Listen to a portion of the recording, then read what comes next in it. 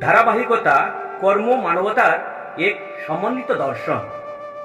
শ্রী শ্রী ঠাকুর বলেছেন, পূর্ববর্তীকে অধিকার করিয়াই পরবর্তীর আবির্ভাব। অর্থাৎ যা আগে এসেছে তার উপর ভিত্তি করেই নতুনের জন্ম। কোনো কিছুই শূন্য থেকে আসেনি, সবই এক অবিরাম ধারাবাহিকতার ফল।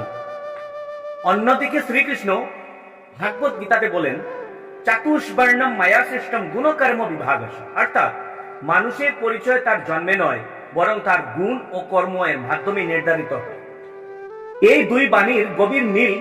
এদিকে ঠাকুর অনুকূলচন্দ্র আমাদের শেখান, অতীতকে ধারণ করেই ভবিষ্যতের সৃষ্টি।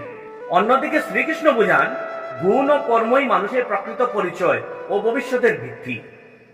হ্যাঁ, একত্রে ভাবলে যা বোঝা যায়, জীবনে অবিরাম প্রবাহ। অতীত, বর্তমান, ভবিষ্যৎ একে অপরের সাথে গভীরভাবে জড়িত। আমাদের অতীতের অভ্যাস, চিন্তা ও সংস্কার হলো পূর্ববর্তী। তা থেকেই গড়ে ওঠে আমাদের স্বভাব বা গুণ। সেই গুণ অনুযায়ী আমরা কর্ম করি, আর সেই কর্মই তৈরি করে আমাদের ভবিষ্যৎ, মানে পরবর্তী। অর্থাৎ আমি একটা ক্যালকুলেশন করছি, অতীত প্লাস গুণ প্লাস কর্ম ইজুয়াল টু ভবিষ্যৎ নির্মাণ। এই দর্শন আমাদের একটি গুরুত্বপূর্ণ দিক নির্দেশ করে, যেমন অতীতকে অন্ধভাবে নয়, সচেতনভাবে গ্রহণ করতে হবে। অতীতের ভালোকে ধারণ করতে হবে।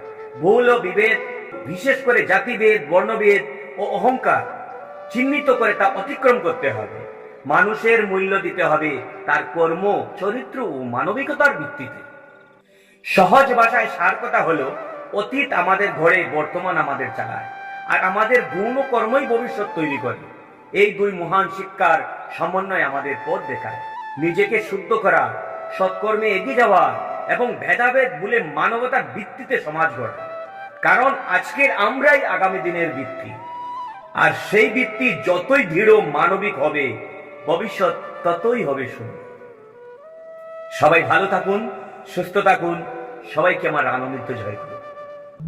सत्यं शिवं सुन्दरम्